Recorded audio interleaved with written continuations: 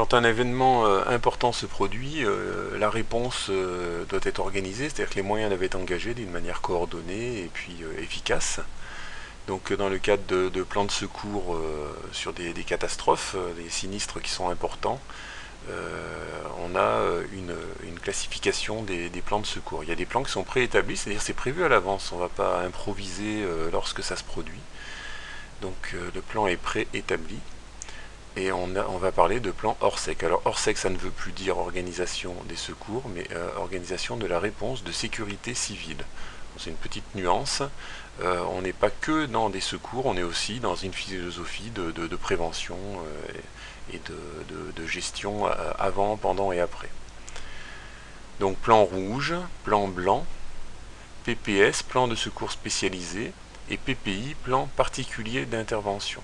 Donc les choses sont en train d'évoluer tout doucement avec une réunification des PPS et PPI en fait progressive pour obtenir un seul dispositif.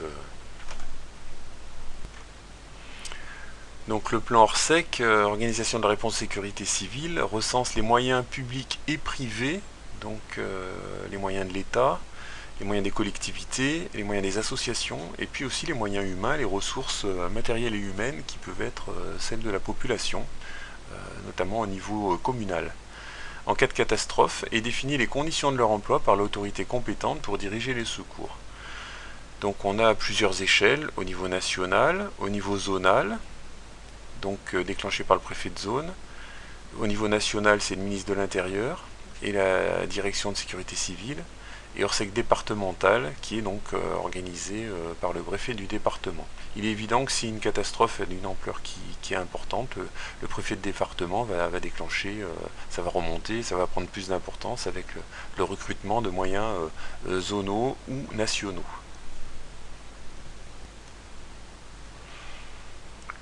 Donc sur chacune de ces échelles, y compris au niveau communal, donc il y a différents centres de commandement et de gestion. Donc le COGIC, Centre opérationnel de gestion interministérielle de crise, donc là c'est au niveau national voire international. Le centre opérationnel de zone pour plusieurs régions. Le COD, Centre opérationnel départemental, si ça reste au niveau d'une préfecture et d'un département. Le PCO, poste de commandement opérationnel, donc au niveau départemental, là c'est là où se prennent les décisions, et le poste de commandement communal quand ça reste au niveau d'une mairie. Alors, il faut savoir que quand il y a un déclenchement d'un plan ORSEC qui est de zone ou national, au niveau communal, il y a aussi des postes relais qui sont des postes de commandement qui vont être opérationnels et qui vont fonctionner. Ils resteront bien sûr sous les ordres hiérarchiques des autres institutions. Alors, sur le plan départemental, c'est le préfet qui va gérer et qui va coordonner les opérations en utilisant ses services et les postes de commandement. Donc police et renseignement, premier service, donc la gendarmerie et la police.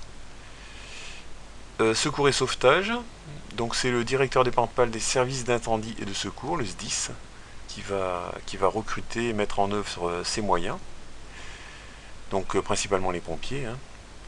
Les soins médicaux et d'entraide, donc c'est le directeur départemental des affaires sanitaires et sociales, institution qui a changé de nom depuis. Les transports et travaux, directeur départemental de l'équipement. Donc les transports et travaux sont recoupés au niveau des DDI, DEAL. Dans les départements d'outre-mer, direction de l'environnement, de l'aménagement et du logement de la Guadeloupe, par exemple, pour l'île Guadeloupe. En résumé, donc l'acronyme ORSEC, c'est Organisation de la réponse sécurité civile. Ça évoque des catastrophes, tout type de catastrophes. Il y a un ensemble de plans qui doivent permettre d'organiser la réaction.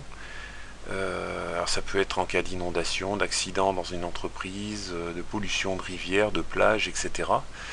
Et les interventions des secours sont définies donc dans ces plans et éprouvées lors d'exercices. Alors pour ce qui est de la surveillance des plages et des baignades, pour ce qui est du maître nageur et du PNSSA, on peut difficilement classer le plan d'organisation de la surveillance et de secours dans ces dispositifs-là, qui sont des dispositifs très importants.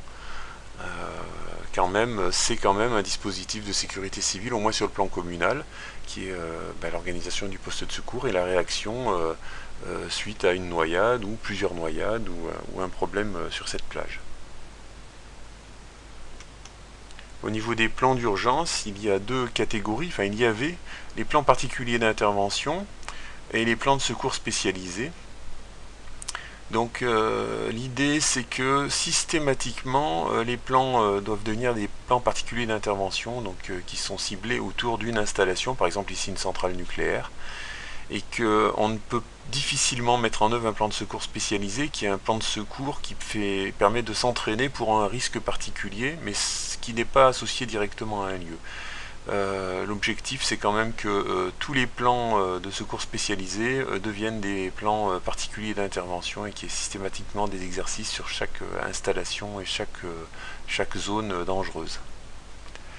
Une troisième catégorie sont les plans rouges qui prévoient la procédure de secours d'urgence à engager en vue de remédier aux conséquences d'un événement entraînant ou pouvant entraîner de nombreuses victimes. Donc là l'idée c'est d'organiser une noria d'évacuation, etc., etc.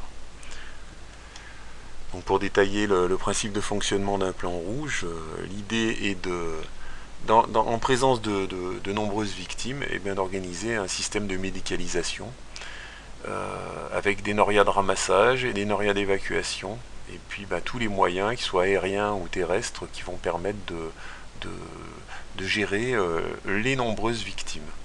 Sur la zone de catastrophe, par contre, ce sera un plan d'urgence adapté. Et a priori, si c'est une zone de catastrophe, ça a dû être plus ou moins anticipé. Il doit y avoir un plan de secours qui est déjà préorganisé.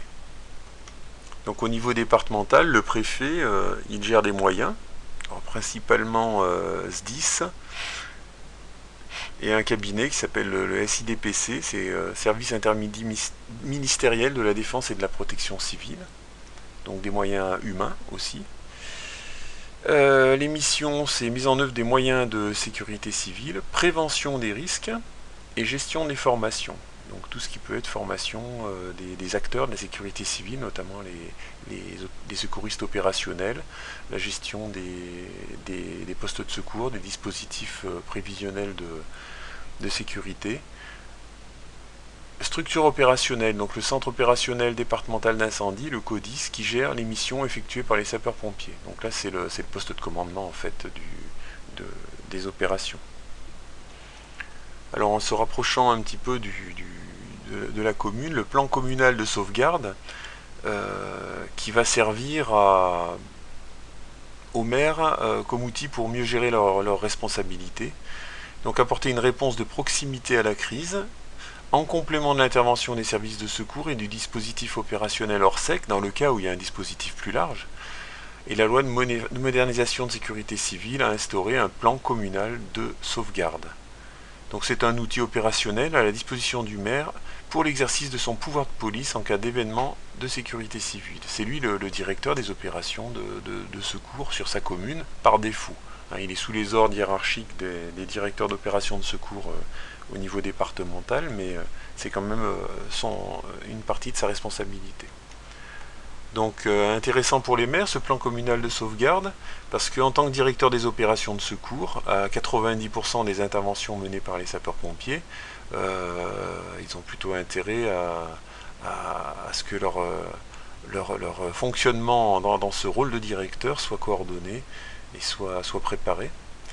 Et ils sont partenaires aussi du préfet, qui est directeur des opérations de secours lors de la gestion d'un événement majeur, au cas où malheureusement ça puisse se produire.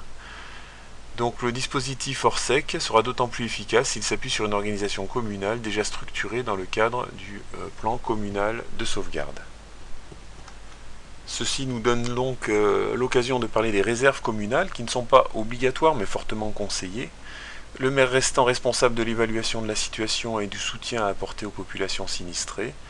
En général, il se fait assister par le conseil municipal et tout le personnel embauché par la commune. Mais en situation de crise, le maire n'a pas toujours une facilité pour engager les bonnes volontés et les compétences qui dépassent ce personnel communal et les membres du conseil municipal. Donc l'idée, c'est de créer ce qu'on appelle une réserve communale. C'est une liste de moyens humains, éventuellement matériels, etc., locaux, qui vont permettre d'aider le maire dans sa, dans son rôle de directeur de secours. Donc il faudra bien sûr de toute façon, s'il engage des moyens qui sont très locaux, qui sont des moyens humains ou matériels, il doit tenir informé le commandant des opérations de secours des actions engagées par la réserve communale lors d'une intervention.